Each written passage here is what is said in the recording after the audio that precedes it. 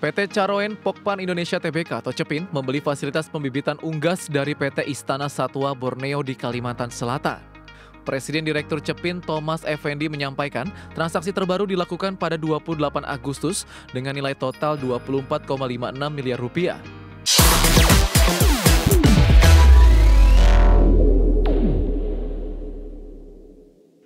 PT Caroen Pokpan Indonesia Tbk kembali memperkuat lini bisnis pembibitan unggas lewat transaksi afiliasi bernilai puluhan miliar rupiah.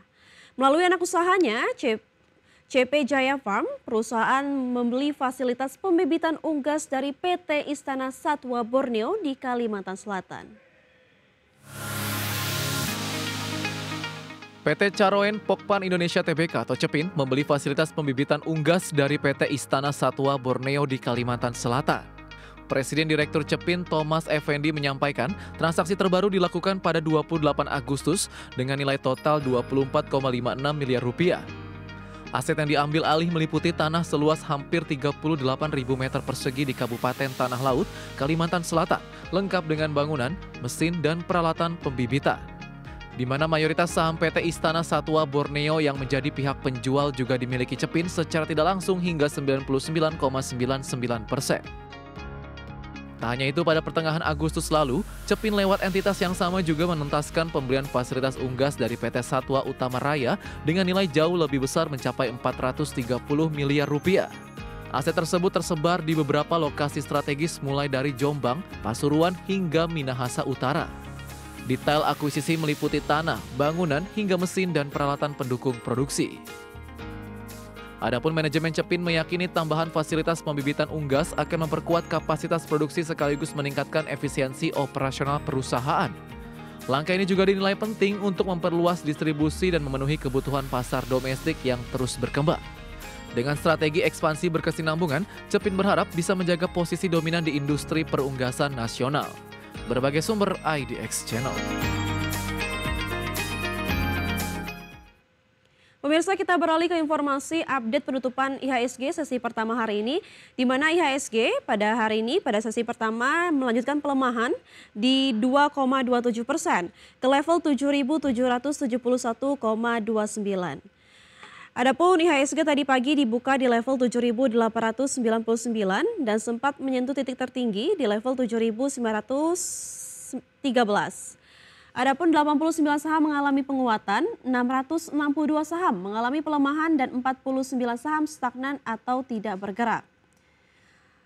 Sementara dari top gainers pemirsa atau saham-saham mengalami penguatan tertinggi ada dari PSAB mengalami penguatan 13,64%, GZCO mengalami penguatan 3,74%, ATLA mengalami penguatan 7,46% dan TEBE mengalami penguatan 8,29%.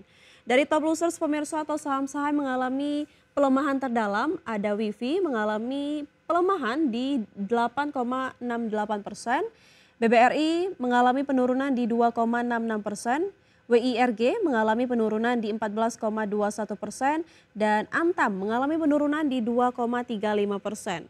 Sementara untuk pergerakan sektoral, industri mengalami penguatan 0,13%, konsumsi non-primer mengalami pelemahan 4,69%, begitu juga dengan infrastruktur dan konsumsi primer yang mengalami pelemahan di 3,5% dan 1,7%.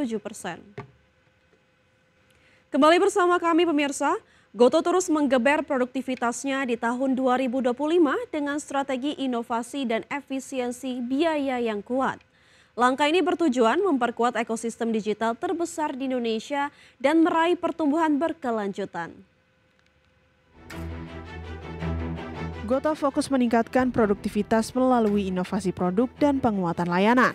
Direktur Utama Goto, Patrick Waluyo, menyebut bahwa penguatan ekosistem, pengembangan fitur baru, dan personalisasi layanan menjadi kunci peningkatan operasional dan pendapatan perusahaan sepanjang 2025. Direktur Keuangan Goto, Simon Ho, mengatakan strategi efisiensi biaya yang lebih terperinci membantu perusahaan menurunkan beban kas rutin sebesar 3% atau 5,3 triliun rupiah sepanjang tahun.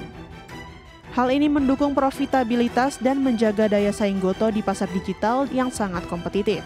Dengan perluasan layanan seperti GoPay, GoLive, dan GoShop yang semakin pesat, Gotoh berhasil memperluas basis pelanggannya.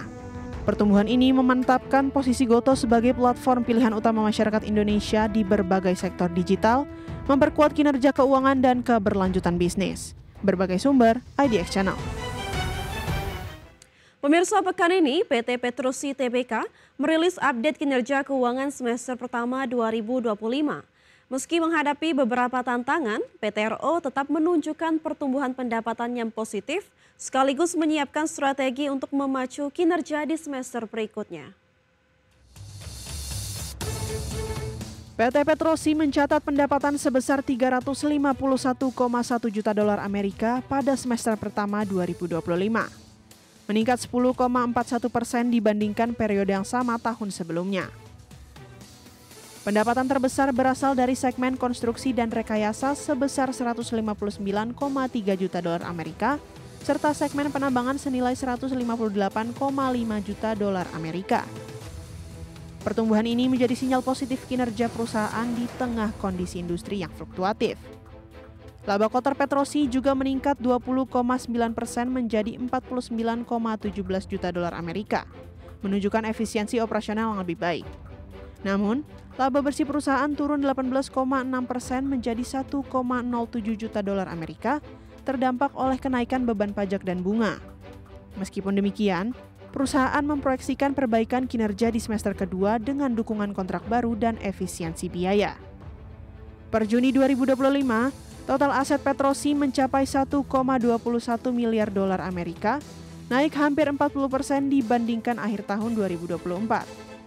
Liabilitas juga meningkat menjadi 972 juta dolar Amerika, namun ekuitas perusahaan masih terjaga di level 241 juta dolar Amerika.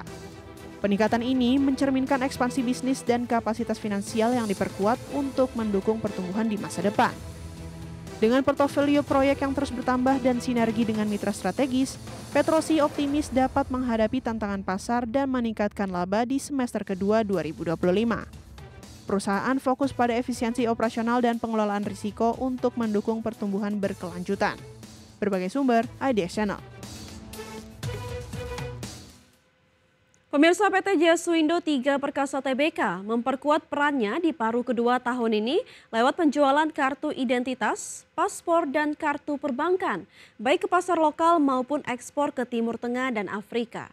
Segmen ini menjadi fondasi utama keberlanjutan bisnis dan kontribusi pendapatan JTP saat ini. PT Jasuindo 3 Perkasa Tbk memperkuat perannya di paruh kedua tahun ini. Manajemen menyatakan upaya efisiensi produksi dan pemberian harga kompetitif akan terus diterapkan guna meningkatkan volume penjualan produk-produk unggulan turnaround margin tinggi. Strategi ini difokuskan sebagai langkah memacu profitabilitas di pasar dinamis saat ini. Pada semester pertama 2025, segmen security meliputi produk identitas dan pembayaran, menyumbang porsi dominan dalam pendapatan perusahaan. Segmen ini terbukti menjadi motor penggerak kinerja finansial JTPE sejauh ini. Sementara itu, JTPE mengalokasikan belanja modal sekitar 60 miliar rupiah untuk modernisasi mesin serta penambahan kapasitas produksi.